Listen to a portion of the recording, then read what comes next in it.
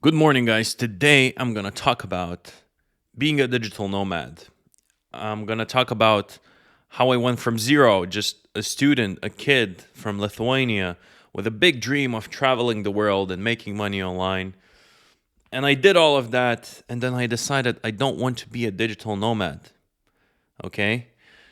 I want to talk about it. It's a very sensitive topic, and I don't see people talking about it. I just saw some videos yesterday while scrolling on YouTube. A few creators have made like why we quit being a digital nomad. But their situation was quite different and they didn't touch on certain points. And in my circle, in my like entrepreneur network, I would say everyone agrees to the points I'll make. Okay. So it's not like I'm just hating. No, absolutely not. It's not that I'm the only one in the world who's thinking like that. Absolutely not. I have like 10 different friends who are business people, who are making money online, who've been to, these digital nomad destinations. And they totally agree with me. Okay. So bear with me. Um, Let me bring you back. Okay. Because this video, um, I'll take you back to the point where I kind of started thinking about it, and this video might be someone watching this video might be in the same spot. Okay, coffee, morning coffee. So when I started my entrepreneurship journey, let's say I was like a very entrepreneurial kid, aspiring entrepreneur, right? But when I actually started, I was 16 or 17. I think 17 when I started this business I'm running today. Yeah, I was 17. And I remember I was chilling with my girlfriend at a time. Um, and I told her, like, look, I'm going to start this business because I want to go to Bali. Okay. And I wanted to go to Bali since probably 14 because I would see these videos like from Lost LeBlanc and all of these other creators on YouTube who are just traveling, making money online. And I was thinking, like, whoa, they're living the dream. Okay. I want to do the same. And that was truly my driver for the next like year and a half. Okay, so what happened next? I started my business, online business called Passionate Income. You can check it out on Instagram at Passionate Income, and I have the newsletter thepassionateincome.com. We have like 1 million followers, 100,000 email subscribers almost. Yeah, I've been doing it for like 3 years now, three and a half almost, and it did well. Okay, that's what I can say. And like I'd say 8 or 9 months after starting the business, I moved to Spain. Okay, so I felt like I don't have enough money to kind of go to Bali. I was probably making like 2 grand a month. I was like, no. And I'm from Lithuania, so Europe Union, right? I was like, you know what? I'll just go to Spain for a few months, then I'll see what I do. Um, and I kind of traveled around Spain. I really enjoyed Spain. Um, Spent some time there, wasn't making much money yet, and then just boom, I exploded and I started making 10K a month, the magic number everyone's talking about online, how to make 10K a month, right? um and it was truly magical, right? Like it's the first step of making money online where you can actually feel freedom. People can like leave their job. It's nothing crazy, you can do like insane stuff, but you can do a lot with it, and if you're earning in like strong currency, for example in my case in dollar, and you're spending in like a cheaper currency anywhere like in Asian countries or in pesos or something like that, then you can buy yourself a pretty cool lifestyle. And a year after starting my business, yeah, I hit my first 10K month or 11 months into starting. And then I'd say almost 2 years down the line, I actually went to Bali. Okay. But I planned it for like a long, long time. And I thought, you know what? I'm leaving Spain and I'll go to Bali for at least 6 months. I got like the craziest visa you can get as like not being in the country, right?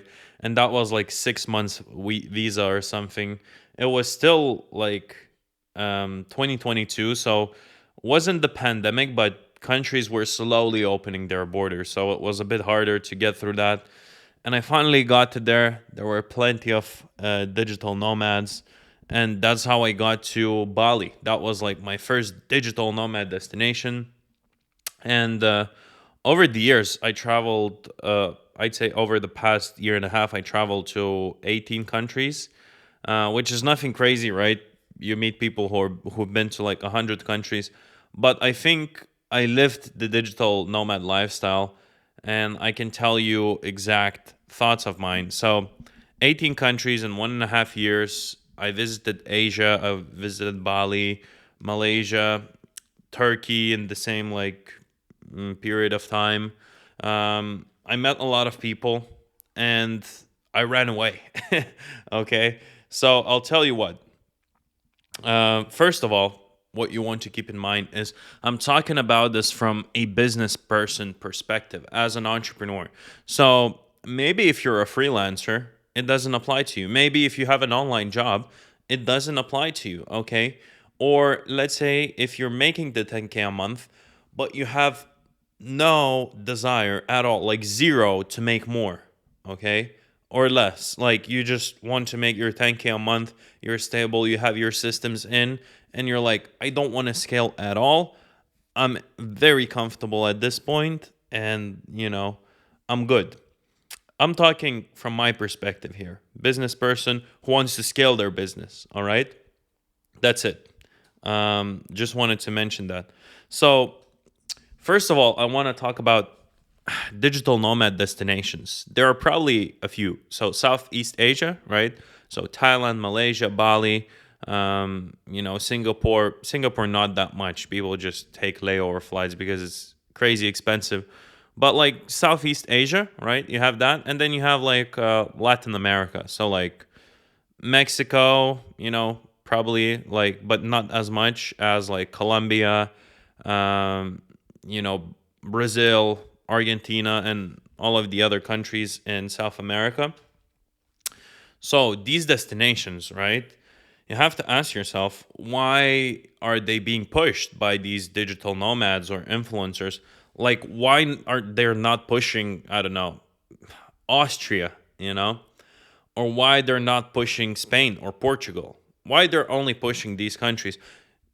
You have to ask yourself that, and there's nothing wrong with it. But you know, pretty much it's just cheaper to live there.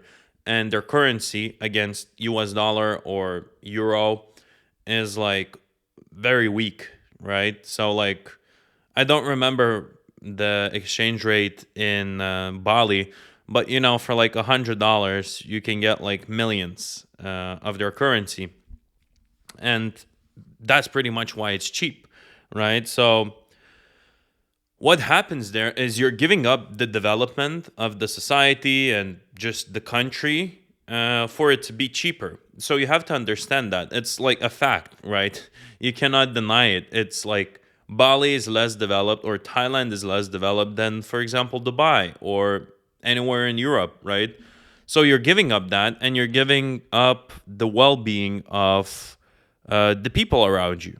It's a fact. Okay, so what I mean by that is people don't make a lot of money. In Bali, people might make $250, $300, $350, and it's like it applies to all the destinations, like you've heard, for digital nomads. That's why digital nomads go there, right?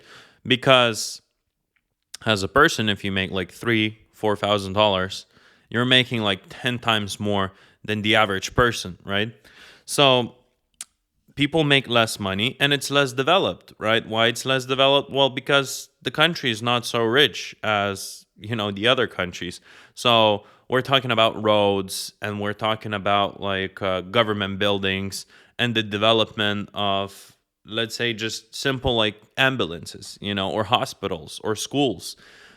Just simple stuff like that is less developed, right? And you have to understand, well, how do you feel in a country where you come and you're perceived as this incredibly rich person? And I went there as I was making like $10,000 a month. And I'll tell you what I felt.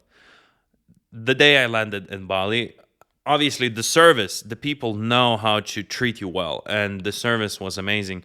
And I remember I had two phones. When I'm traveling, I have like two SIM cards, and I pull out two phones, and one was like iPhone 13, and and it was, I think, like the newest phone, and another one was like iPhone XR, and I just pulled it out when they took us to the villa, and we needed to sign some paperwork. I pulled it out to check some dates or something, and the guy checking us in was like, "Whoa, is that an iPhone 13 Pro Max?" And I looked at my friend and I was like, "Yeah, why?" And you have to understand that for them, a simple iPhone, it's like, they would have to save up for like a year viciously to buy that iPhone. So, just so you understand, people will look up to you as you're incredibly rich, and it has this weird dynamic at that point where like you feel very comfortable, to be honest. um and there's no, you don't want to scale more. Like if you're making 10K a month, everyone's treating you incredibly well, the service is good, everyone's looking up to you, you're like, yeah, why would I want more money? Like I'm already doing very good for myself. So uh it's one of the things that I realized, and that kind of demotivated me because like I had everything I want, you know. So it's like kind of weird to think about it that way, but it stops you from doing more. Um, and I want to touch on a few multiple points, right? But first of all, I'd say you won't be able to focus on your work as much. Okay. Just simple, right? Are you really gonna go in depth on your laptop while you can go to the beach, or you're on the beach, right? Are you really gonna work? It looks really cool. I'm telling you, it looks really cool for Instagram. It looks really cool to go drink a coconut on a cliff. you know, looks really cool, but you're not really gonna work. Like I know, trust me, I tried, and you're not gonna be focused on work because you're probably trying to meet other digital nomads, or whatever, just have a fun time, explore. You're not going to be focused on that, okay? And you're just going to spread out your time as much as possible and do as much stuff as possible to take advantage of the place you're in.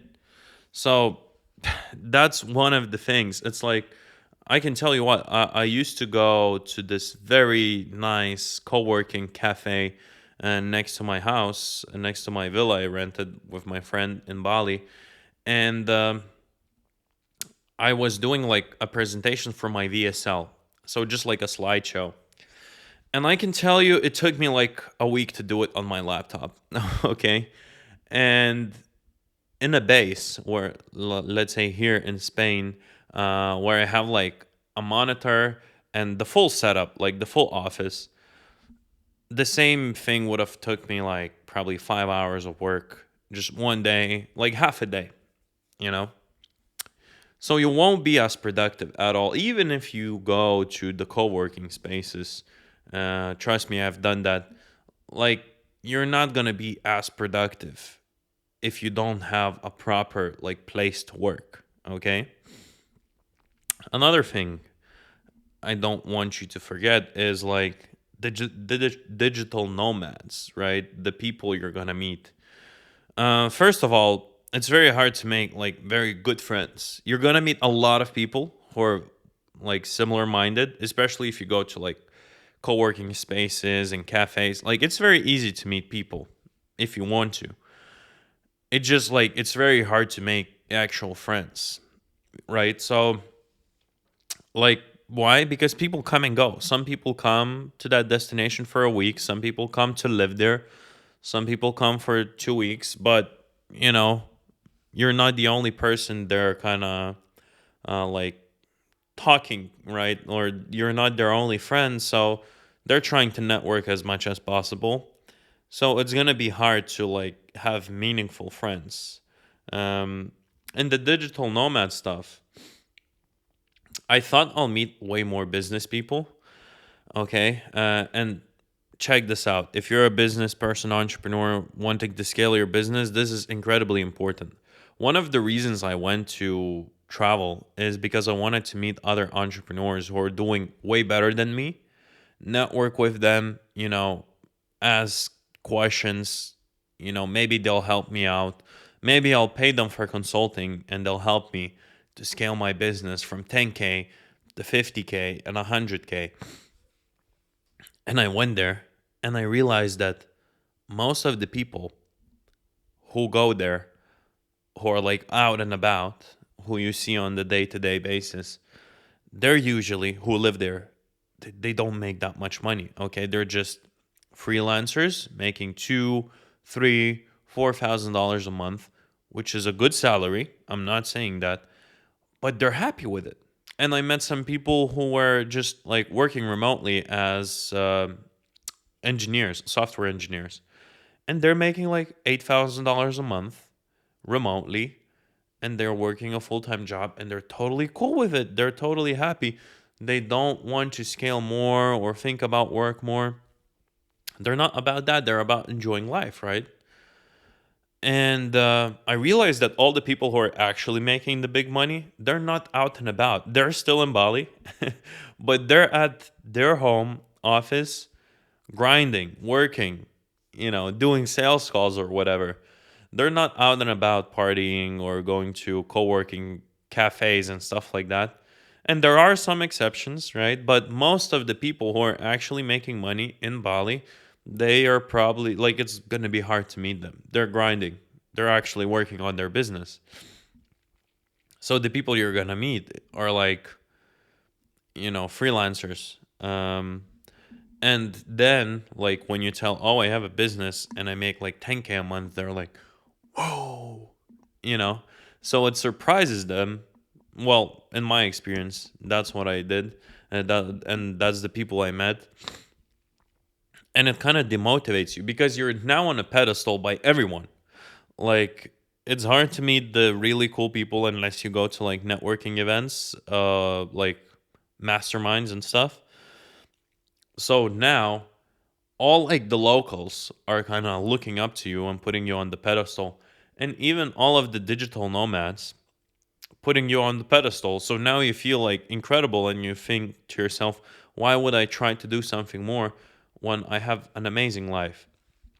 And to give you some perspective, I was living in a villa for like $3,000 a month.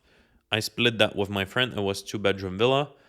But my next point is it was way, way, way more expensive than you see on social media.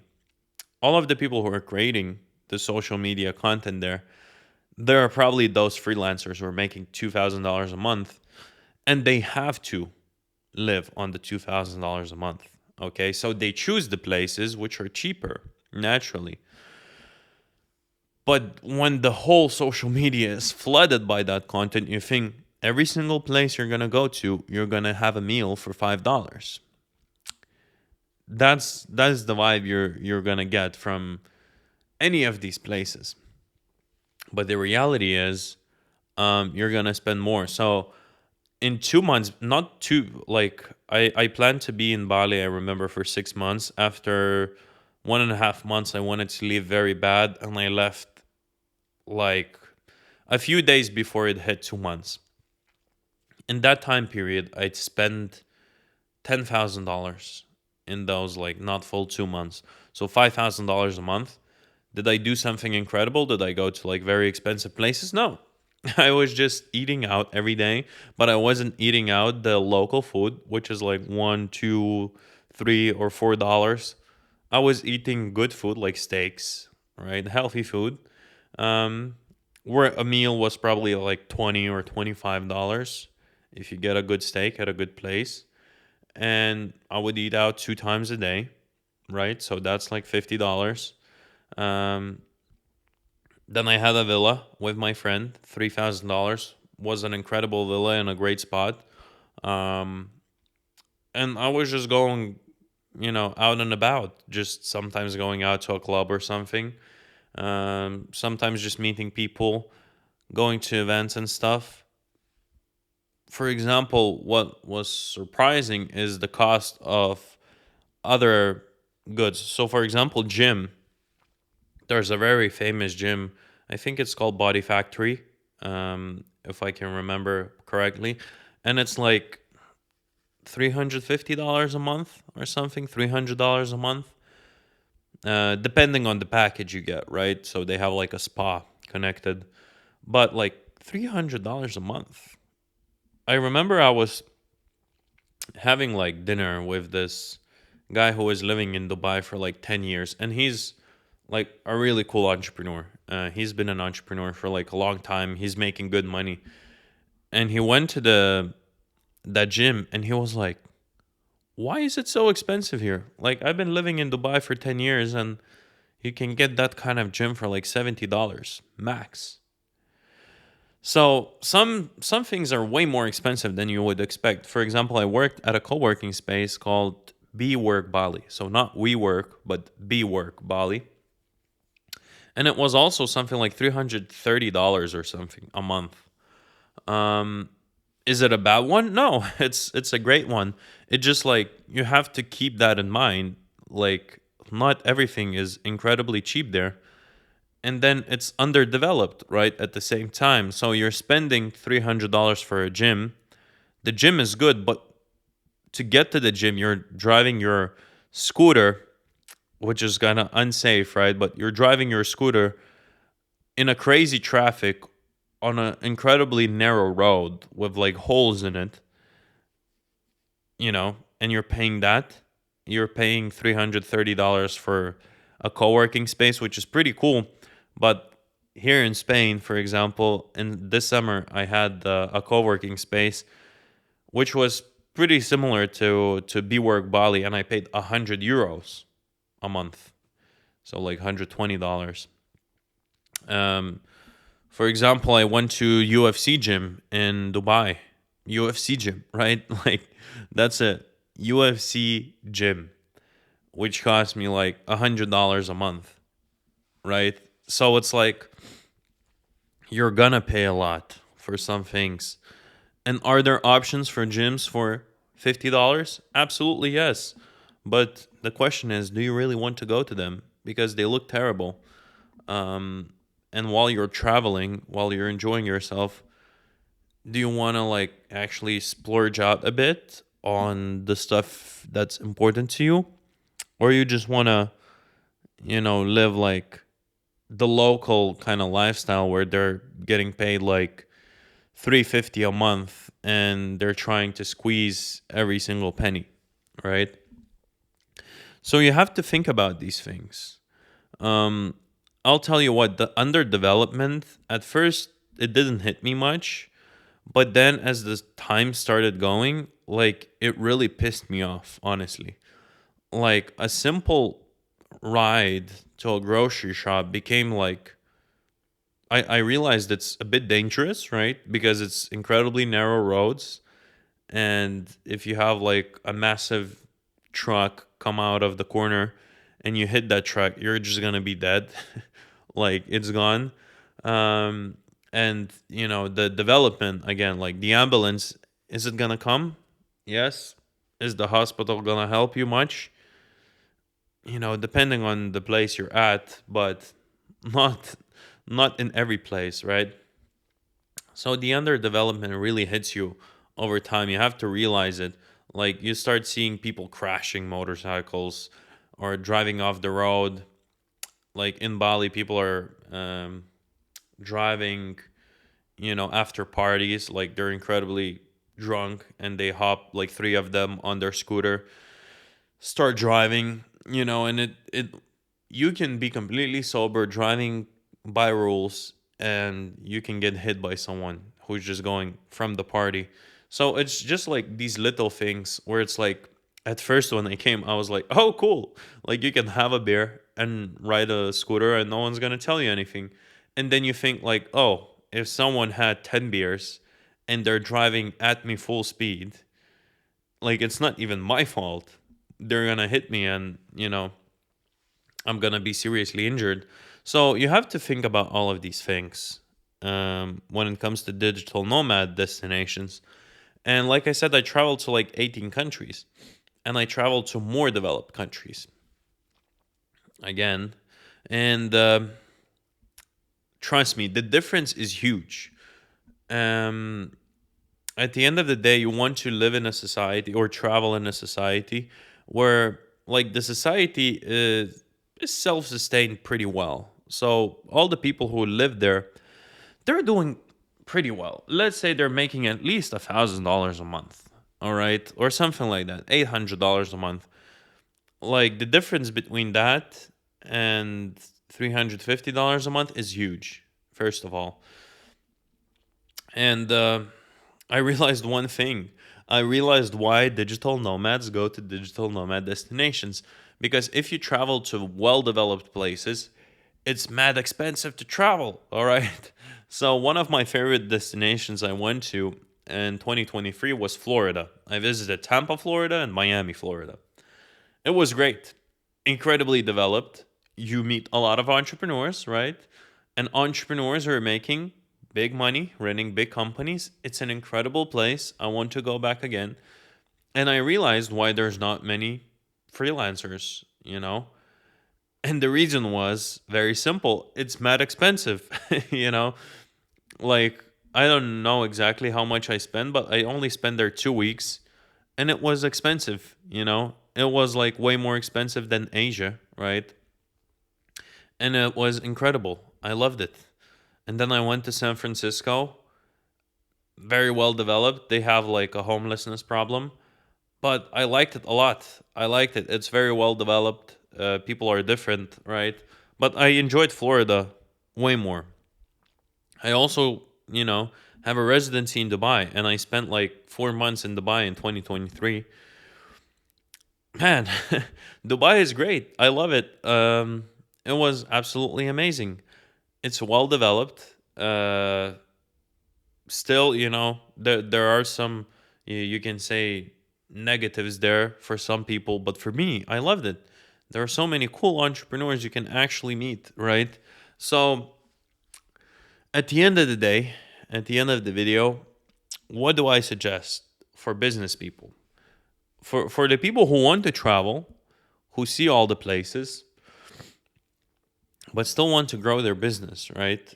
Still want to make 50, 100, 500K a month. Like, what about those people? Do we have to sit in an office until we hit that like rats and not see the world and see the freelancer who's working for you enjoy life more than you and you're just suffering? No. I kind of like, I listen to many, like, let's say, nomad influencers. Nomad Capitalist is one of them. He talks about trifecta, where you have like three bases in the world. You go to that base for 4 months out of the year. You have like a residency. You have, like maybe a house there or an apartment. You're just like kind of, you have your clothes there. You have your home office. Like you're used to that place. He calls that trifecta. And then you travel from those places. I think that's a very good way to put it. For me, I'd say what I did is I have two bases now. I'd say Dubai and Spain. But in Spain, I have all of my stuff. So, first of all, you want to have a place where you have all of your stuff. Because trust me, when you're traveling, you're buying physical stuff. For example, I love training Muay Thai. If I bought boxing gloves in Bali, then if I'm traveling somewhere else, I have to bring them, right? And then you have this massive luggage, which is incredibly huge and it's growing every single time you travel somewhere. You have to unload. So I keep all of my like physical stuff in Spain, right? I keep my like monitor and office and stuff like that in Spain. And I have a base here. It's easy to travel from here, right? Like big international airports. Um, and then you can travel to other places, but always having in mind that you have a base somewhere where you can come back if something goes wrong. So, for example, when I went to Bali, I had food poisoning, and it was like a really weird situation for like 2 weeks. I was very, very sick, and I probably would have came back to Spain if I had had a base in Spain, but I didn't, you know? So, you want to have a base whenever you feel like, okay, I'm done with this. Like, I'll travel more, but I want to come home, you know? So, you want to have that home place either in one country or two countries or, even three countries, like Nomad Capitalist talks about it, like a trifecta. Um, but pretty much a place where you can always unload. And then when you travel, you're very flexible, right? You can either travel for like a week, um, and kind of like, condense everything very much so that you can have as many adventures as possible in that 1 week and then you come back. Or you can leave for like a month or 2 months or 3 months, always having in mind that you do have that place where you can come back. So that will help a lot, okay? Um, which doesn't make you a digital nomad, right? A nomad is someone who doesn't have a permanent place, but I wouldn't call that a digital nomad, okay? Um, that's it, pretty much. You have a place, and then you're extremely, extremely flexible. And from that place, you can travel for like a month, 2 months, and you can always come back and work on your business when you feel like it. And everything I covered here, I talked to like 10 entrepreneurs about this in the past year, and they all agreed with me. The only people who wouldn't agree are probably like, freelancers who are enjoying and living their best life in these destinations. And they're like, wouldn't agree with every point I told them here, and would found the way. And I'm not against anyone, right? I'm just saying, like, if you actually want to scale a business, you'll need to put in the work. You'll need to focus on the work. You'll need to have a place where you do the work properly and not just in a cafe, on a laptop, or in a shisha lounge, which looks really cool on Instagram, but isn't very productive. So, guys, if you enjoyed the video, leave a like, subscribe, check out my Instagram, follow me on Instagram. And if you want to learn how I'm making $10,000 a month, how my students are making $10,000, $20,000, $30,000 a month with Instagram automation, click the first link in the description.